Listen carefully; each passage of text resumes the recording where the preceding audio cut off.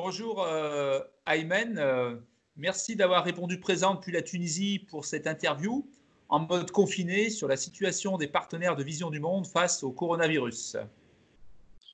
Merci à Donc, vous, Laurent, d'être toujours là avec nous, de partager avec nous ces moments un peu délicats, mais ça va, de toute façon, on fait l'affaire. Donc, on avance petit à petit et on va sortir de cette situation prochainement. bon. Est-ce que tu pourrais te présenter rapidement pour dire qui tu es par rapport à Vision du Monde?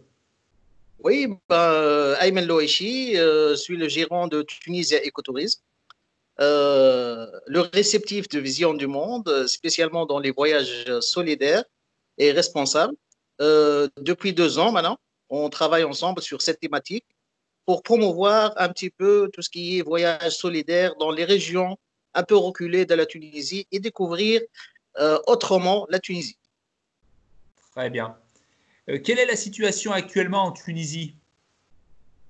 Pour la situation actuelle en Tunisie, le dernier bilan communiqué par le ministère de la Santé, la Tunisie compte jusqu'à maintenant 866 cas contaminés par le Covid-19, dont 37 cas de décès.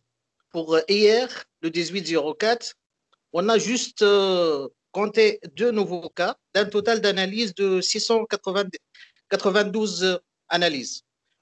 Suite à ceci, le ministère de la Santé a annoncé une bonne nouvelle.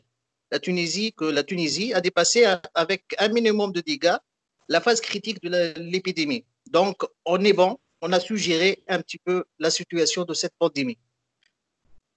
Bon, ben c'est plutôt une bonne nouvelle. Ouais. Euh, et comment est-ce que toi tu vis personnellement la situation de confinement actuelle?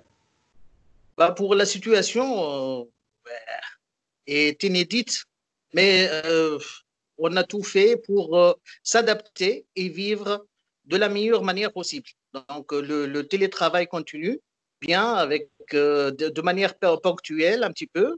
On est un petit peu en train d'organiser pour la troisième trimestre de cette année 2020 et 2021, fixer les dates et tout ça. Donc, on continue à travailler. D'accord.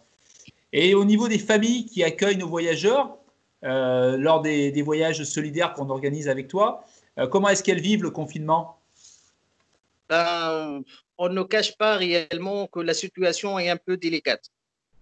À travers nos activités, qu'on a pu assurer des revenus complémentaires aux familles locaux hors des sentiers battus ou hors des circuits touristiques classiques, c'est ce qu'on fait habituellement. Ces familles qui vivent dans des zones ruraux, parcs nationaux ou en ville, eux-mêmes, petits artisans, petits agriculteurs ou autres, maintenant, ils essaient de vivre avec leurs propres moyens, les moyens de bord et tout ce qui est aide d'État qui était prise suite à cette pandémie. De notre part, nous continuons à supporter ces familles à travers des actions solidaires avec les organisations non gouvernementales et tout ce qui est bénévolat. D'accord, donc vous continuez à être en lien avec les familles et à essayer de les appuyer au-delà des aides de l'État dont tu as parlé. Bien sûr, bien sûr. Bon, c'est une bonne chose que justement c'est un peu le sens du tourisme solidaire, d'essayer d'être en lien avec les partenaires, hein, dans toutes les configurations et tous les coups durs qui peuvent arriver. Donc tu parles de solidarité locale, elles sont fortes en Tunisie, au-delà même du secteur du tourisme? Oui, il y en a pas mal de bénévolats. Tout ce qui est les ONG sont en train de bouger. Pas mal de caravanes qui sont en train de parcourir un petit peu tout le territoire tunisien pour donner tout ce qui est les aides aux familles, que ce soit pour la nourriture, des aides d'argent, tout ça. Donc, ça bouge. Ça bouge trop, la Tunisie. Bon, ben c'est très bien. Et quand penses-tu que les voyages solidaires pourront reprendre du coup?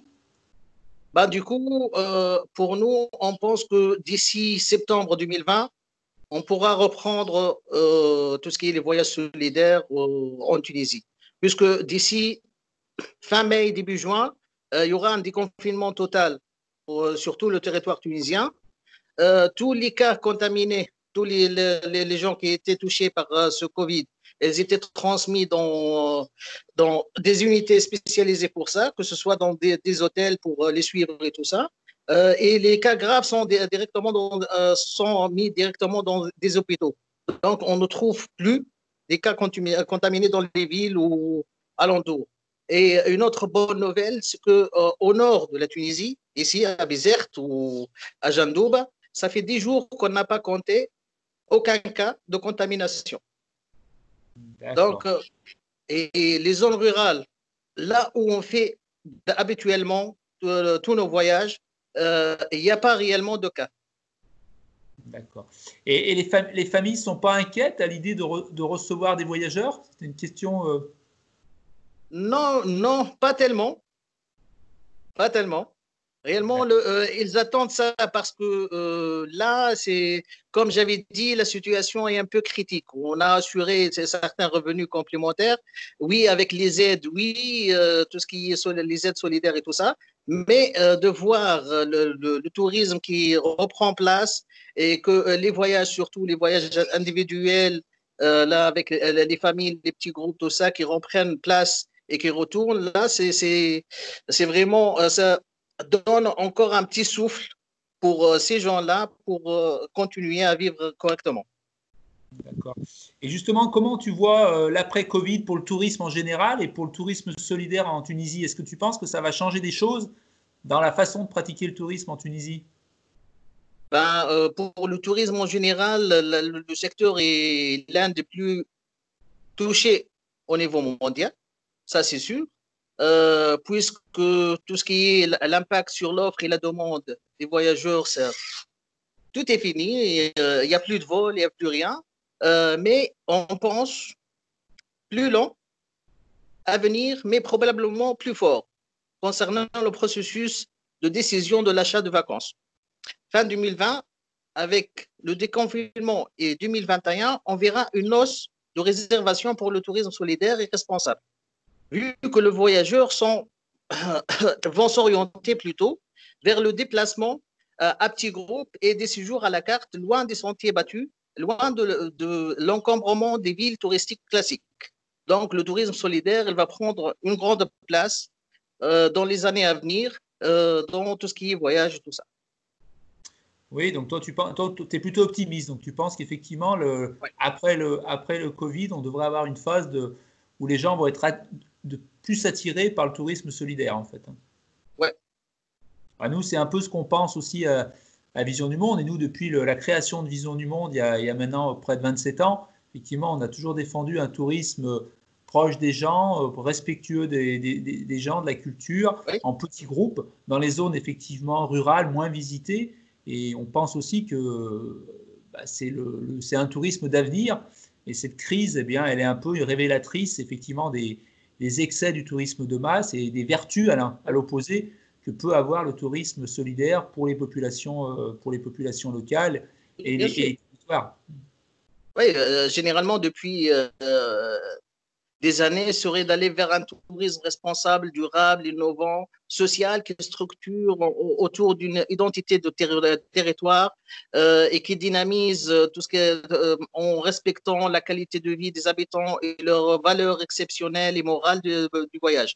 Donc, plutôt, c'est de faire la liaison entre celui qui vient et celui qui est là, faire cette liaison, faire une liaison plus forte, de faire une expérience vraiment de territoire, s'éloigner un petit peu de tout ce qui est masse, tout ce qui est les zones balnéaires, tout ça, et faire des voyages tout au long de l'année. C'est ça. Bon, on espère que tes prévisions seront réalisées et qu'on puisse bientôt retourner en Tunisie pour aller voir effectivement, rencontrer les familles qui nous accueillent si bien, et goûter à la cuisine tunisienne et puis contribuer par nos voyages au soutien des économies rurales dans les zones reculées de Tunisie. Merci à toi. Merci.